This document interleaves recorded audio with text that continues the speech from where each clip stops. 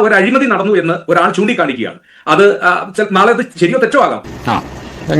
ചൂണ്ടിക്കാണിച്ചിരിക്കുന്ന കാര്യങ്ങൾ അത് പരിശോധിച്ച് അതിനകത്ത് ശരിതെറ്റുകൾ ഉണ്ടോ എന്ന് നോക്കുന്നതിന് പകരമായി അഴിമതി ചൂണ്ടിക്കാണിച്ച ആളോട് പറയാണ് തെളിവ് നിങ്ങൾ കൊണ്ടുവരണം. അല്ലെങ്കിൽ പിള്ളേച്ചൻ നുണ പറയുന്നതായിരിക്കും. ഇപ്പോൾ നിങ്ങൾ തള്ളി പറയുന്നത് നിങ്ങളെ തന്നെയാണ്.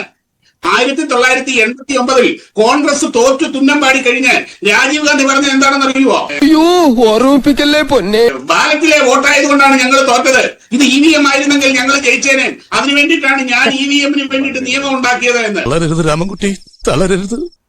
പിന്നെ രാഹുൽ ഗാന്ധി അദ്ദേഹത്തിനെയും ഈ കോൺഗ്രസ് പാർട്ടിയെയും ഒരിക്കലും വിശ്വസിപ്പിക്കാൻ കഴിയില്ല. അതാ പറയുന്നത്, ഞങ്ങളുടെ വിഷമങ്ങൾ മനസ്സിലാക്കുന്നില്ല. കാരണം അവർ വിശ്വസിക്കാനും അല്ലെങ്കിൽ ഈ കാര്യങ്ങൾ അറിയാൻ വേണ്ടിയിട്ട് അല്ല അവർ ഇതിനിറങ്ങി തിരിച്ചിരിക്കുന്നത്.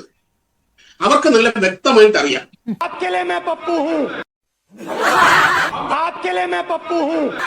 BJP-യെയോ നരേന്ദ്രമോദിയെയോ രാഷ്ട്രീയമായി എതിരിട്ട് തോൽപ്പിക്കാനാവില്ല. അതവർക്ക് ബോധ്യമായി കഴിഞ്ഞു. ഈ സെയിൽസ് ആൻഡ് മാർക്കറ്റിംഗിൽ ഒരു പ്രത്യേക 2-3 മെത്തേഡ് ഉണ്ട്. Convince the customer, confuse the customer, corrupt the customer.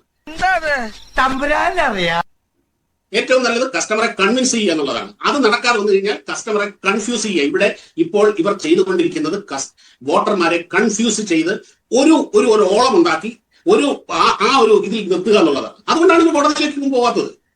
ഇത്രയും വലിയ ഗതികെട്ടവൻ ഈ ലോകത്ത് വേറെ ആരെങ്കിലും ഉണ്ടാവും എന്റെ കർത്താവേ?